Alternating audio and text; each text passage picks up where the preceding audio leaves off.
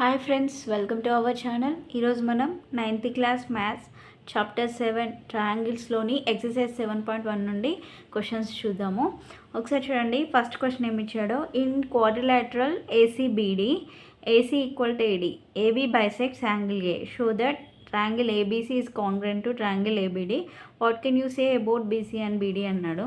ఇక్కడ మనకి క్వాడ్రిలేటర్ ఇచ్చాడు. ఏమి ఇచ్చాడు? ఏసీబీడీ అనేటువంటి ఒక క్వాడ్రిలేటరల్. దీంట్లో ఏసీ ఈ సైడ్ ఈక్వల్ టు ఈ సైడ్ అన్నాడు, ఏసీ ఈక్వల్ టు ఏడి. అలానే ఏబి అనే లైన్ ఉంది కదా, ఈ ఏబి అనే లైన్ బైసెక్ట్స్ యాంగిల్ ఏ. ఈ ఏని యాంగిల్ ఏ ఉంది కదా, దీన్ని బైసెక్ట్ చేస్తుందంట. అయితే మనం ఏం ప్రూవ్ చేయమన్నాడు? ఏబిసి ఈ ట్రయాంగిల్ రెండు కూడా కాంగ్రెంట్ అని ప్రూవ్ చేయమన్నాడు. అలానే బీసీ అండ్ బీడీ గురించి కూడా రాయమన్నాడు. ఓకేనా? సో ఒకసారి చూడండి. ఫస్ట్ వాళ్ళు ఇచ్చింది రాద్దాం. గివెన్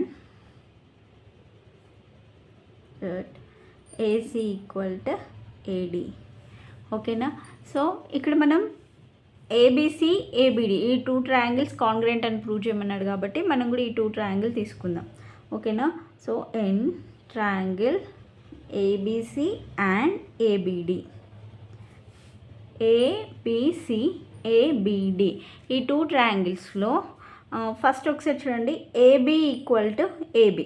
ఈ రెండు ట్రయాంగిల్స్లో ఏబి అనేటువంటి సైడ్ ఉంది కదా, రెండిట్లలో కూడా ఏబి ఉంది కాబట్టి ఏం రాయాలి? AB is equal to AB, common side. Next ఇంకా ఏసీ ఈక్వల్ టు ఏడి, అది ఆల్రెడీ వాళ్ళు క్వశ్చన్లోనే ఇచ్చారు. AC equal to AD given.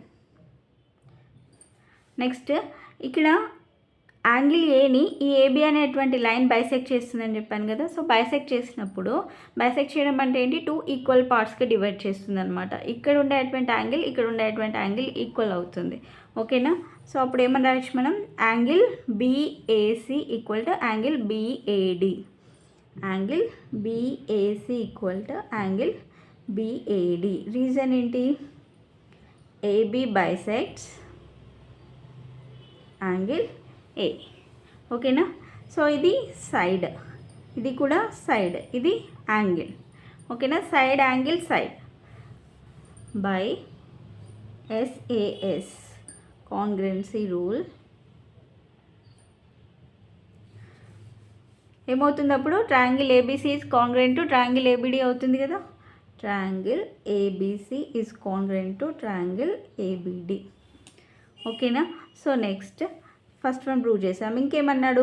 BC and beedi గురించి రాయమన్నాడు. బీసీ అంటే ఏంటి? ఏబీసీలో బీసీ ఇక్కడ ఉంది కదా, ఈ సైడ్, అలానే బీడీ ఈ సైడ్.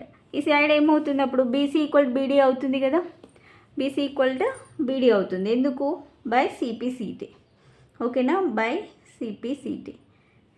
ఇప్పుడు టూ ట్రయాంగిల్స్ అనేవి కాంగ్రెంట్ అయినప్పుడు వాటి యొక్క కరస్పాండింగ్ పార్ట్స్ కూడా యాంగిల్స్ కానీ లేకపోతే సైడ్స్ కానీ కూడా ఈక్వల్ అవుతాయి. ఓకేనా? ఇప్పుడు బై సిపిసిటీ అని రాసాం కదా. సిపిసిటీ అంటే ఏంటి? Congruent parts of corresponding parts of congruent triangle అనమాట. ఓకేనా? సో అవి కూడా ఈక్వల్ అవుతాయి. ఇప్పుడు ఏబీసీ ఏబిడిలో బీసీ బీడీ అనేవి కరస్పాండింగ్ సైడ్స్ కదా ఇవి టూ, అందుకని బీసీ ఈక్వల్ టు ఏమవుతుంది? బీడీ బై సిపిసిటీ అని రాస్తే సరిపోతుంది. ఓకేనా? సో నెక్స్ట్ సెకండ్ వన్ ఏమి ఇచ్చారు చూడండి. ABCD is quadrilateral in which AD equal to BC and angle DAB equal to angle CBA. Prove that triangle ABD is congruent to triangle BAC. Second one వచ్చి BD equal to AC అని prove చేయమన్నాడు. Third one angle ABD equal to angle BAC అని prove చేయమన్నాడు. ఒకసారి ఇక్కడ చూడండి. A B C D ఒక quadrilateral, దీంట్లో ఏడి ఈక్వల్ టు బీసీ అని ఇచ్చాడు. AD equal to BC. అలానే డిఏబి ఇక్కడ ఉంది. డిఏబి అంటే ఈ angle equal to CBA. DAB అంటే ఈ యాంగిల్ ఈక్వల్ టు సిబిఏ. ఈ యాంగిల్, ఈ టూ యాంగిల్స్ కూడా ఈక్వల్ అన్నాడు. ABD is congruent to BAC అని ప్రూవ్ చేయమన్నాడు. ఏబిడి అంటే ఈ ట్రయాంగిల్, అలానే బిఏసి అంటే బిఏసి ఈ టూ కూడా కాంగ్రెంట్ అని ప్రూవ్ చేయమన్నాడు. ఇంకొకటి BD equal to AC, angle ABD equal to angle BAC. So first తీసుకుందాం చూడండి. From triangle ABD and triangle BAC. ABD and బిఏసిలో ఏబిడి అంటే ఈ ట్రయాంగిల్, బిఏసి అంటే ఈ ట్రయాంగిల్లో రెండిట్లలో కూడా ఏబి అనేది ఒక సైడ్ ఉంది, కామన్ సైడ్ కదా రెండు ట్రయాంగిల్స్లో కూడా ఏబి అనేది. సో అది రాద్దాం, AB equal to AB, common side ఇది. నెక్స్ట్ ఏమన్నాడు, ఏడి ఈక్వల్ టు బీసీ అని క్వశ్చన్లోనే ఇచ్చారు. AD equal to BC given.